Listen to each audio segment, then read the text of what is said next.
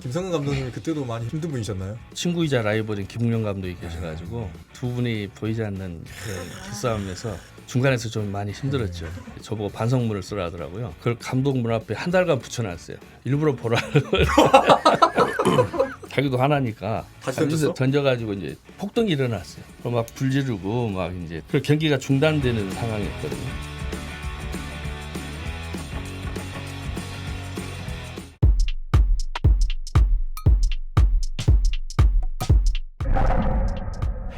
네, 본격 타이거즈 편의 토크쇼 전설의 타이거즈의 우리 팬들이 즐거워하는 시간입니다. 우리가 보고 싶었던 사람들을 만나게 되는데 오늘은 여러분 약간 의외의 인물들을 이라고 생각하실 수도 있습니다. 타이거즈 프런트의 전설 두 분을 모셨습니다. 안녕하십니까? 안녕하십니까? 네.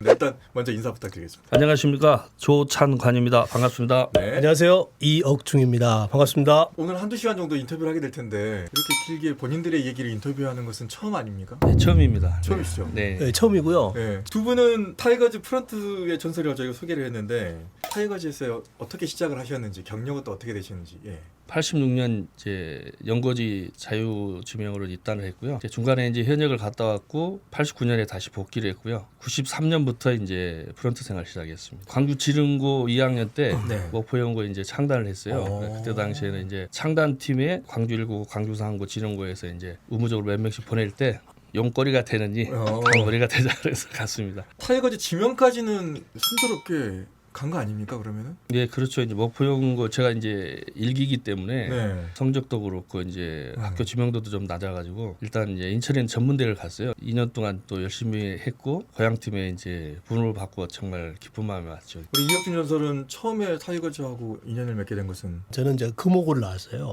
야구하고는 좀 상관이 없는 축구의 명문 금호고를 나왔습니다. 전남도 영문고를 나왔고 야구단에 입단하기 전에는 제가 토익 강사를 기업체에 했었고 원서가 오죠. 그렇죠. 용병 앞에서 이제 면접을 보면서 입단하게 되었습니다. 질문 기억나십니까 그때? 기억이 안 나죠. 그때가 한 4년 5년 됐던 것 같아요. 제 기억에. 그 용병 그때 누가 앉아 있었습니까? 시온헤어가 시온헤어. 예예. 시온헤어가 뭘 물어봤는지는 혹시 기억나십니까? 너무 오래돼가지고 기억이 별로 없습니다. 보통 이런 거 기억하는데. 저는 이제 2007년까지 이제 애국인 업무를 담당하다가 2008년도에 이제 여러 가지 경제 흐름을 알고 싶더라고요. 그래서 경영 지원 쪽으로 제가 내글 요청을 했었고 마지막에 이제 팀장 부장 총괄까지 하면서 이제 제가 퇴직을 했습니다. 조창관 전설께서는 와 이력이 화려하십니다. 지금 일단은 해태로 입단을 하셔가지고 선수로도 뛰셨고 바로 스카우터로 가셔가지고 스카우터도 하시고 전력 분석 팀장도 하셨고 타이거즈에서 기아에서 육성 지원 팀장 거기서 바로 이제 KT 위즈 스카우트 팀장으로 그래서 예. 지금까지 이제 운영 팀장까지. 저는 이제 처음 93년 시작할 때는 이제 2군 매니저부터 시작했습니다. 김성근 감독님도 모셔봤고 힘든 5년을 보냈었습니다. 김성근 감독님이 그때도 많이 힘든 분이셨나요? 아주 좋으시고 열정이 넘치신데 네. 그때 당시에는 이제 친구이자 라이벌인 김웅영 감독이 계셔가지고 두 분이 보이지 않는 그 기싸움에서 중간에서 좀 많이 힘들었죠. 보통 여기 이제 나온 얘기들 중에 2군에서 선수 올려보내라 하면 안 올려보내는 경우가 좀 있었다. 뭐 이런 것도 있었는데 다른 것도 있었습니까? 혹시 기싸움의 다른 종류? 있었죠. 이제 큰 사건 하나는 무등 경기장 하나뿐이잖아요. 네. 경기장이 이제 일반 다 흙이었고 항상 이제 1군 경기를 위해서 그라운드 정리를 잘해놔야 되는데 당일날 2군 경기 이제 우천으로 취소된 경기인데 김성근 감독님이 이제 훈련을 강행을 시켜가지고 이 그라운드 완전히 이제 논이 되어버렸어요. 엉망이 되죠. 네. 여기는. 네. 김웅영 감독님이 아침 일찍 나오셨는데 이제 누가 이렇게 해놨어 담당자 누구야 그래가지고 제가 이제 매니저인데 이제 저보고 반성문을 쓰라 하더라고요. 그래서 이제 자표를 반성문을 썼는데 그걸 감독 문 앞에 한 달간 붙여놨어요. 일부러 보라. 반성문 뭐라고 쓰셨습니까? 뭐 저는 2군 매니저로서 운동장 관리에 소홀하고 뭐 이렇게 이제 쑥 썼는데 그 뒤부터는 이제 김성근 감독님이 이제 야구장을 못 쓰니까 저기 중해공원 뭐 하천 뭐 지릉고 이렇게 돌아다녔죠. 새벽 6시 반 훈련하고. 그리고 이제 1군 경기 끝나면 밤 11시부터 12시까지 야간 또 훈련시키고 그러니까 24시간을 감독님하고 붙어있는 상황이었어요.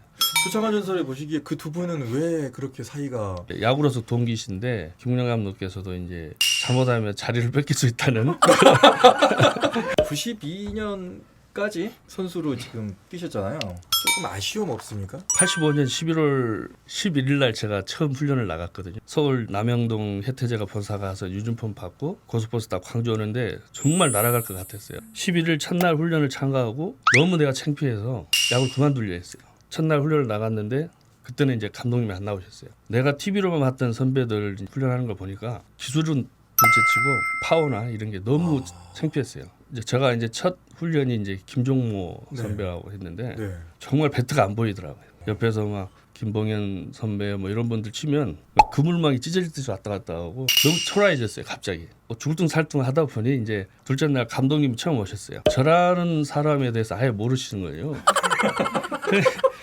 갑자기 전체가 분위기가 확 바뀌더니 저보고 치라는 거예요. 갑자기. 그래서 왜 그런가 봤더니 감독님이 뜨신 거예요. 이제. 제가 치려다 보니 이제 장갑도 안 끼는 상황이고 제가 또 이제 우드 자타예요. 그러면 이제 볼 박스를 옮겨야 되거든요. 근데 이제 김종모 선배는 이제 빨리 안 친다고 이제 그러고 저는 이제 자리를 옮겨야 되는 상황이고 이렇게 연습 스윙을 하는데 이제 감독님이 보시고 스윙 이쁜데 쳐봐. 긴장감이 어떻게 쳤는지 모르죠. 그래서 이제 그 한마디에 이제 운기를 갖고 이제 훈련을 시작했고 그때 호순간에 이제 조명도 굉장히 어두웠고 네. 로버트 팔 기계가 있어 처음 들어왔어요. 네. 이게 엄청 빠르게 해놔가지고 네. 잘 맞추지를 못했어요. 저걸 쳐야지만이 살아남겠다. 그때는 한 오후 3시면 끝났는데 밥 먹고 샤워하고 돌아와서 혼자 이제 그거를 막 치기 시작했죠. 계속 치는 거예요. 예, 잘 보이지도 않고 빗 맞으면 방망이가 부러지잖아요. 근데 신인 때 이제 뭐 배트 살 돈도 없고 옷 받고 테이핑해서 이제 계속 치는 연습을 옷을 박아야죠. 그렇죠. 그래서 그때 이제 그 광주 무등경기장이나 전투경찰 정경부대가 이제 네. 상주했거든요. 네네. 막 순찰을 돌아요 밤에 2명씩 밤 10시 뭐 11시 혼자 막 난로 펴놓고 치고 있으면 순찰 돌다가 와서 이제 담배도 같이 피우고 이 친구들이 이제 막 좀 약간 뻥뜨기 해가지고 신인 조창한 선수가 새벽 2시까지 훈련을 하더라. 기회를 줘라. 열심히 하더라. 예. 그래서 이제 이쁨을 좀 많이 탔었죠 그때는. 그렇게 연습하고 나서 효과는 좀 있었습니까? 제가 2루 3루 연습 게임 때 좀 나갔었고 이제 입단 동기들이 이제 뭐 이건열, 장채근, 김정수 예, 경기를 나갔는데 저에 대한 운명은 빨리 프런트로 가라는 의미인지 연습 경기 잘 나가고 시범 경기 들어갈 쯤에 이제 오비에서 이제 한대화라는 건물에 오셔가지고 예, 3루를 들어가시고 뚫을 수가 없는 사람들이 많아요. 예. 그 당시에. 91년도 이제 제가 선수 이제 거의 끝날 무렵인데 제주 캠프를 갔어요. 그때 이제 감독님이 이제 저보고 이제 좀 내야 2루 좀 전담을 시켜라. 캠프 가서 이제 훈련 중에 제가 쫓겨났습니다. 이제 주전급 스타 중에 이제 부상자가 나왔어요. 감독님께서 이제 그렇다고 뭐 스타를 보낼 수는 없고 앞으로 부상자 나오면은 귀국 조치, 귀국이 아니라 이제 광주 보내겠다. 쉬는 날 목에 좀 담이 걸렸어요. 훈련하는 날 이제 러닝부터 수비 다 하고 이제 배팅 훈련을 해야 되는데 이제 목 담 걸리니까 안 돌아가잖아요. 당시 김봉현 타격 코치께 이제 타격만 좀 빼달라. 목이 좀 안 돌아간다. 그리고 이제 나와 있는데 이제 감독님이 쟤는 왜 그래? 그랬더니 이제 목이 아프답니다. 그러니까 제가 보내 그런 거예요. 선보기로. 그래가지고 이제 내가 뭐 특별히 뭐 허리나 무릎이 아픈 것도 아닌데 호텔 가서 짐을 싸고 택시를 타고 가는데 공항을 안 가는 거예요. 저 어디로 갑니까? 그랬더니 감독님 너 배 타고 가란다. 밉다고. 그래서 이제 배 타고 완도로 가는데 정말 빠져 죽고 싶었어요. 그래가지고 이제 그 뒤로 이제 2주 후에 1군이 왔고 감독님 첫 마디가 너 아직도 야구하냐? 그러시는 거예요. 당첨돼 이건. 네. 91년 이제 끝나고 프런트 제의가 왔는데 제가 1년 더 해본다 그랬어요. 만약에 1년 더 했는데도 못하면 저는 야구와 관계없는 직업을 갖고 싶다. 야구를 떠나고 싶다고 마음을 먹었는데 92년은 거의 이제 시합을 못 나가고 쟤는 어차피 프런트 가래다는 그런 게 이제 낙인이 되다 보니 근데 이제 제가 90년에 이제 1군을 잠깐 올라갈 때가 있었어요. 1군 진짜 잠깐 계셨더라고요. 이동해서 대구를 갔어요. 대구 가서 이제 또 삼성을 이기다 보니 마지막 날로 기억됩니다. 네.